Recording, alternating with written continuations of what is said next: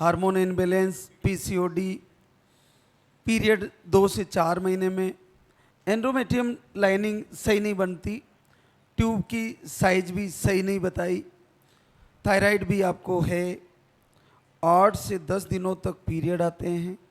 बहुत अद्भुत प्रॉब्लम है, अलग प्रॉब्लम है आपको। लेकिन आप 2 बार धाम पे आई, 3 बार आई और 5 वर्ष बाद पॉजिटिव रिजल्ट है। ओह, आप तो 24 से जुड़ी है।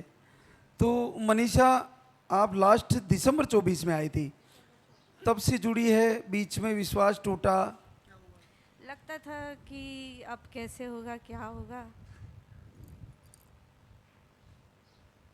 प्रॉब्लम तुम्हारी ऐसी थी कि जिसका निदान कहीं नहीं है। ये सब प्रॉब्लमों ने अलग अलग तरीके से घेरा हुआ था तुम्हें, तुम्हारे को पूरी तरह कैप्चर करा हुआ है। क्योंकि ये लाइनिंग नहीं बनना ये बड़ा कठिन होता है, फिर ट्यूबें भी, फिर hormone unbalance, PCOD, thyroid, period भी नहीं आते, फिर इधर ओवर ब्लीडिंग। ये सारी प्रॉब्लमें आपको कब से डिटेक्ट हुई? 3-4 साल से बता रहे थे। फिर डॉक्टर क्या बता रहे थे इसके बारे में? मुझे तो समझ में ही नहीं आ रहा था कि ऐसा कैसे हो सकता है। मगर जब भी जांच कराए तो ऐसा कुछ नहीं। फिर एक बार एक मैडम को दिखाया तो तब उसने मतलब बहुत सारी जांच करवाई, तब बोला कि ये प्रॉब्लम है। फिर हम लोग के पास वीडियो आया था।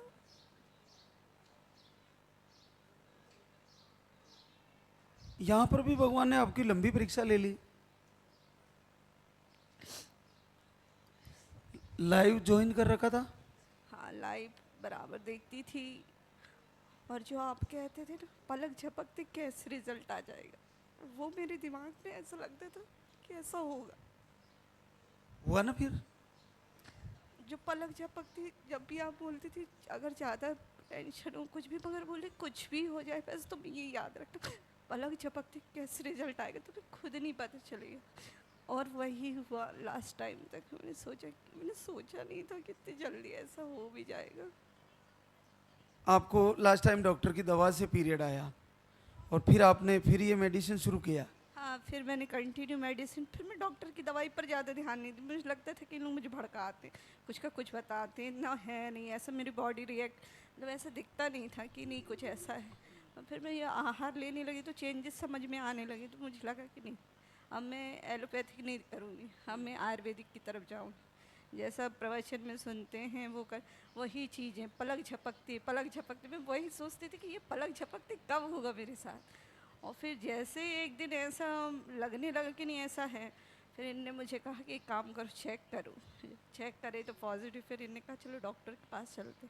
वहाँ गए, उनने बोला सब नॉर्मल है, हार्ट बीट आ गई, सब कुछ ठीक।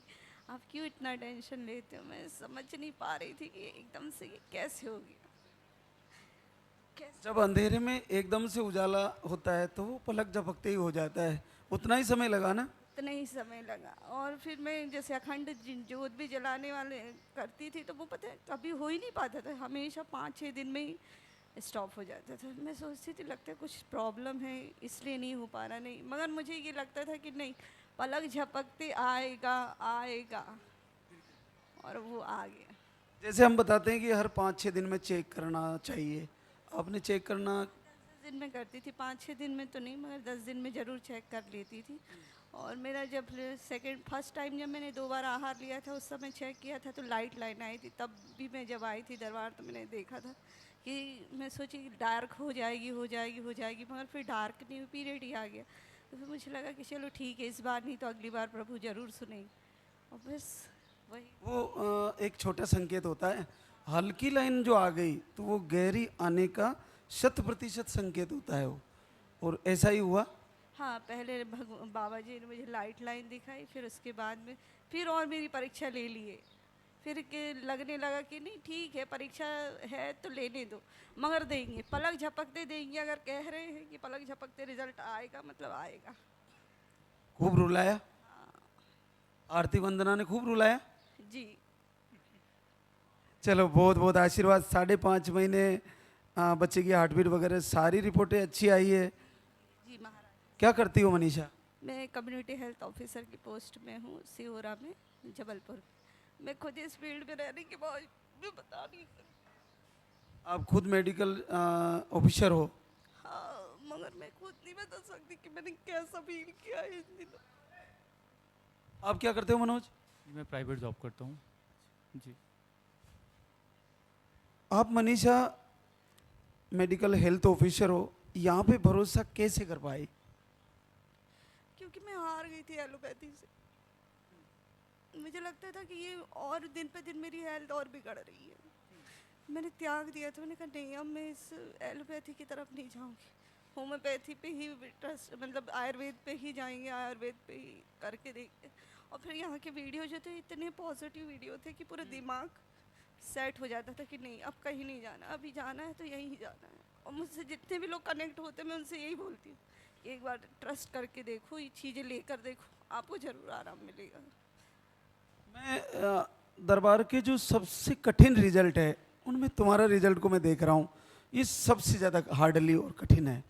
तो क्या तुमने जिस प्रकार से जुड़ी हो लाइव से और सारा फॉलो किया, तो क्या दूसरी बहनें जो बिल्कुल निराशा में चली जाती है उनको आपके माध्यम से मैसेज जाएगा और बड़ा होगा, क्योंकि आप हेल्थ ऑफिसर हो, तो क्या एक बार इधर से जुड़ा रहना चाहिए उनको? जुड़ा रहना, बिल्कुल जुड़ा रहना चाहिए। और जितना हम डॉक्टरों के पीछे भागते हैं उतना हम लोगों को इस चीज़ के भी ऊपर ध्यान देना चाहिए कि नहीं, ज़रूरी नहीं है कि डॉक्टर जो कह रहा है वही सही है। कई बार ऐसा रहता है कि आदमी फिजिक मतलब दिखता सही है मगर अंदर कोई प्रॉब्लम होती है। कई बार ऐसा अंदर कोई प्रॉब्लम नहीं रहती मगर फिजिकली वो अनफिट दिखता है। तो दोनों ही तरफ अपन को ध्यान केंद्रित करना चाहिए। किसी एक नहीं तो डॉक्टर तो इतनी चीज़ें बता देते एक ही बार में, बिना पर्चा देखे बिना कुछ कहे, बस गए पूछा लिखा अपने प्रिस्क्रिप्शन में मेडिसिन दे दी, अब तुम खा रही हो नहीं खा रही हो, कोई पूछने वाला कोई नहीं है आपका। जितना यहाँ पर बताया जाता है हर चीज़ के लिए, ऐसा कोई नहीं बोलता। तो लाइव को ज्वाइन करके अगर हम तैयारी करें तो हर बहन माँ बन सकती है। बहन माँ बन सकती है, हर किसी का रिजल्ट आएगा। मेरे बिल्कुल अंदर से ऐसी मेरी आत्मा कहती है कि ऐसा कोई व्यक्ति नहीं है जो इस दरबार से जुड़ेगा और उसका आएगा नहीं। बहुत बहुत आशीर्वाद मनीषा को, और जल्दी ही नन्हे मुन्ने के साथ